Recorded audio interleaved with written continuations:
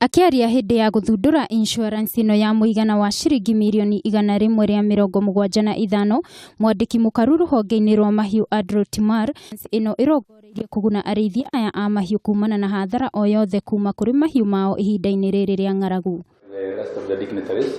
Maya mokite o riri a Kenya makiria ma milioni 6 magumeirwo ni ng'aragu, makiria aria maikaraga icigo-ini iria itakoragwo na mbura ya kuigana.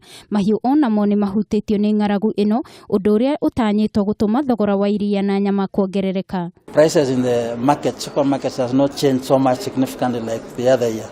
And it's because we've been through our programs like the smallholder dairy. We've been encouraging our farmers to keep fodder so that when the drought comes, the fluctuation in milk is not felt as much as before, and we are actually seeing the fruits of that. Kuhitukira insurance ino, arithia a mahiu ni mekuhota kuona mbeca cia kugurira mahiu mao irio hari kumagitira matigakwe ihinda-ini riri. The government is trying its best to mitigate. We've been still going through an off-take program in Tanariver area with Agricultural Development Corporation, and we have money allocated to us for resilience through the resilience program of 538 million shillings to help mitigate against drought in these areas. We want to really move from relief food to this tendency of dependency.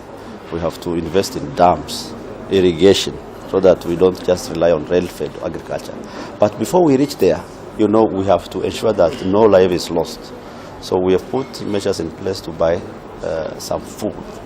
But the funding level is such that we cannot have sufficient, and therefore we need partners. Mwaka muhituku, Ministry ya Urithia ni yaheanite marihi ma ciringi milioni 319 kuri arithia a mahiu kaunti-ini 6 iria ciamukagira mbura nini, iria ni Marsabit, Mandera, Isolo, Turkana, Tanariver na Garissa.